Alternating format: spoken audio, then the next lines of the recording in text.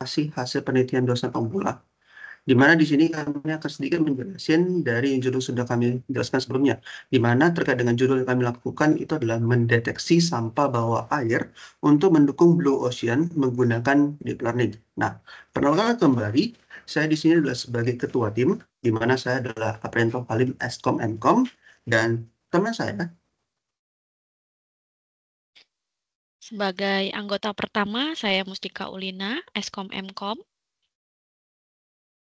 Dan anggota kedua. Saya Tanti SEMkom sebagai anggota kedua.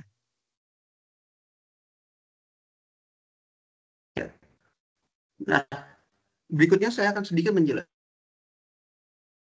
terkait dengan perkembangan sampah yang ada di Indonesia. Jadi kalau kita lihat sedikit terkait dengan perkembangan sampah yang ada di Indonesia, mulai dari tahun 2009 dan tahun 2022, ada sedikit dari mulai dari tahun 2019 sampai dengan pada tahun 2022, di mana di Indonesia sendiri pada tahun 2021 terdapat 56.333 ton sampah pada tahun 2021 yang membuat Indonesia menjadi peringkat kelima dunia penghasil sampah terbanyak di dunia. Hal ini tentunya bukan suatu hal yang baik dan bukan juga merupakan suatu hal yang patut dibanggakan karena ini adalah suatu hal yang bisa disebut dengan kurang tepat atau kurang baik. Nah, dampak jumlah sampah yang meningkat, kira-kira apa saja dampak yang terjadi? Mulai dari yang pertama adalah kematian sebanyak 1,7 juta biota laut. Dan kalau kita lihat berdasarkan dari gambar tersebut, di mana ada sebuah paus, di mana paus tersebut itu mati dikarenakan apa? Menelan semua sampah yang ada di dasar laut.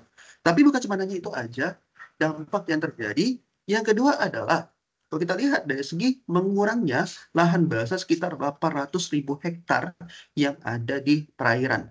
Hal ini tentunya juga akan menguras dampak atau mungkin apa kita sebut dengan namanya ekosistem yang terdapat di dalam laut. Nah, berikutnya apabila sampah tersebut itu tidak teratasi, jadi kalau kita lihat seperti gambar yang ada pada sebelah kiri, maka apa saja dampaknya? Boleh kita lihat mulai dari yang pertama itu apa? Yang pertama dari segi kesehatan manusia. Kenapa hal itu terjadi? Karena sampah dapat mencemari makanan, air, dan juga laut yang dikonsumsi oleh manusia. Karena kita tahu sendiri terkait dengan air tersebut itu merupakan sebuah kebutuhan yang tentunya membuat manusia itu menjadi lebih segar dan lain sebagainya. Dan tentunya apabila sampah tersebut tentunya tidak teratasi, ya akan mengakibatkan kesehatan manusia. Yang berikutnya dari segi ekonomi dan pariwisata adalah mengurangi daya tarik bagi wisatawan mancanegara. Kenapa? Karena tentunya ketika kita melihat banyaknya sampah yang ada di perairan, hal tersebut akan membuat orang tersebut itu menjadi enggan untuk datang ke Indonesia salah satunya. Berikutnya tentunya ada kerusakan ekosistem laut, di mana kita tahu sendiri sebelumnya bahwasanya di laut itu banyak sekali biota-biota laut yang hidup di sana. Tentunya hal ini akan mengakibatkan kerusakan di ekosistem laut tersebut. Berikutnya juga tidak itu adalah terkait dengan penumpukan jumlah sampah plastik, di mana sampah plastik yang dapat tentunya merusak ekosistem yang ada, di mana sampah plastik tersebut tidak kita ikuti atau tidak kita harapkan, dan otomatis itu dapat terjadi penumpukan sampah plastik. Nah, kira-kira solusi apa yang sudah ada? Satu solusi yang sudah ditawarkan sama pemerintah itu adalah dengan melakukan namanya proses pengangkatan sampah yang ada di dasar laut. Cuman kita tahu sendiri bahwasannya di laut tersebut ada apa saja. Pertama, kita sebut dengan kata biota laut. Berikutnya, ada juga namanya terumbu karang. Dan tentunya tidak lain tidak bukan itu adalah sampah. Nah, muncul pertanyaan, ketika kalau misalnya dilakukan namanya pengangkatan sampah yang ada di dasar laut, apa yang akan terjadi? Yaitu apa? Solusi pendeteksian sampah di bawah laut. Ini merupakan solusi tambahan yang kami tawarkan, di mana pendeteksian sampah di bawah laut ini dapat membantu para tentunya untuk kebersihan yang ada di laut untuk tentunya mengetahui kira-kira sampah mana yang termasuk sampah dan yang tidak termasuk ke dalam sampah. Nah, dari segi metodologi yang kami sudah tawarkan dari laporan akhir tersebut, kira-kira apa saja? Mulai dari terlebih dahulu adalah ada video bawah laut yang sudah kami dapatkan, di mana video tersebut sebelumnya akan dilakukan ekstrak gambar dan citra.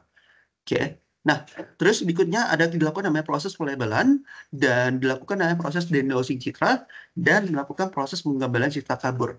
Cuman terkait dengan proses citra kabur ini, ketika dilakukan proses penelitian, tidak begitu baik ketimbang cuma hanya dilakukan namanya proses denoising saja.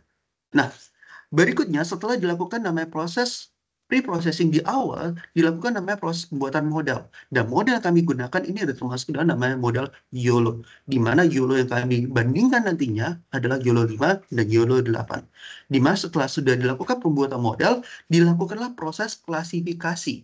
Nah, setelah itu dilakukan proses pengujian hasil, melakukan proses penarikan kesimpulan, dan terakhir adalah melakukan penelitian selanjutnya. Nah, berdasarkan dari beberapa hal tersebut, kita sebut dengan ada namanya state of the art, keterbaruan dari penelitian yang sudah kami buat. Berdasarkan dari beberapa penelitian dilaksanakan, mulai dari grand theory, di mana ada international konferensi terkait dengan Santiago Citra, di mana di sini juga ada jelasin terkait dengan gimana proses tersebut itu dilakukan, pendeteksian tersebut dilakukan, dan tentunya di beberapa hal lainnya yang diterapkan di dalam proses yang kami lakukan. Nah, berikutnya ada dilakukan namanya proses perbaikan kualitas citra yang sudah dilakukan di dalam proses penelitian ini.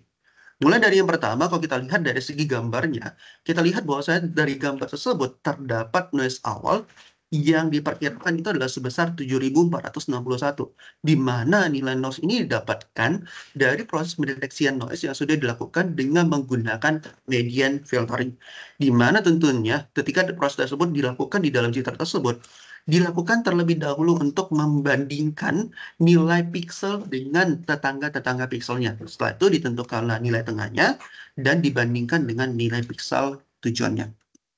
Setelah itu, didapatkanlah noise hasil yang sudah ada perbaikan, yaitu sudah mencapai 1056. Ini adalah noise hasil yang sudah dilakukan proses.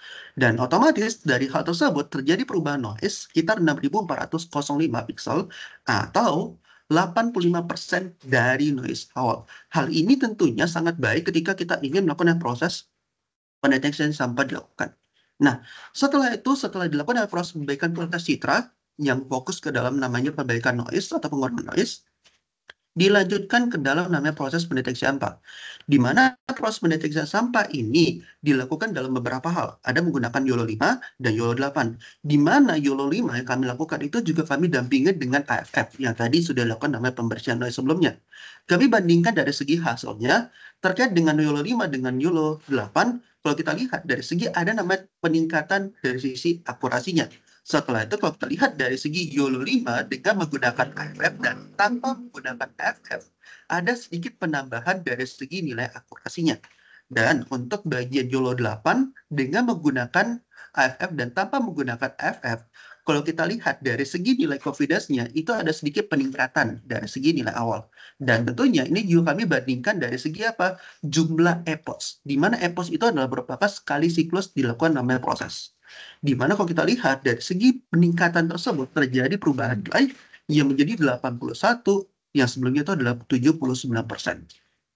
Nah, adapun hasil dari gambar yang kami dapatkan mulai dari YOLO 5 menggunakan FF. Kalau kita lihat sedikit dari segi gambar yang dilampirkan, di mana pada saat YOLO 5 menggunakan FF, terdapat ada bagian sampah yang tidak terdeteksi dengan baik. Dan tentunya hal ini bisa dibilang adalah kurang baik kalau dari sisi prosesnya.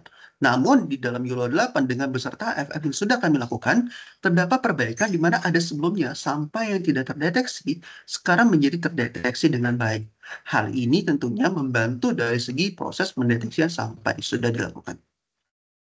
Nah, adapun kesimpulan yang kami dapatkan dari beberapa hal tersebut, mulai dari yang pertama adalah bahwasannya YOLO 5 dan YOLO 8 menghasilkan akurasi yang tinggi dalam mendeteksi kelas bio dan juga plastik.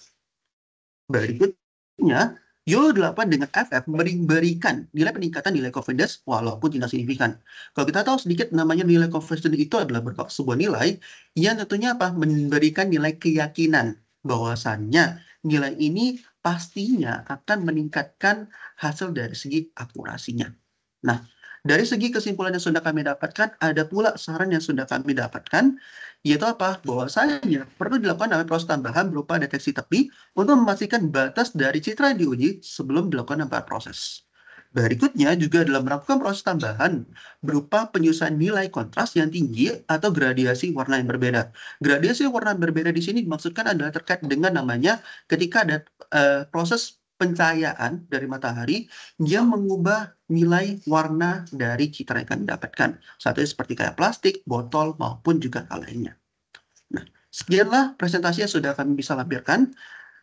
Adapun kesalahan dalam pengucapan ataupun kami mohon dimaafkan. Sekian dari presentasi yang sudah kami lakukan. Terima kasih.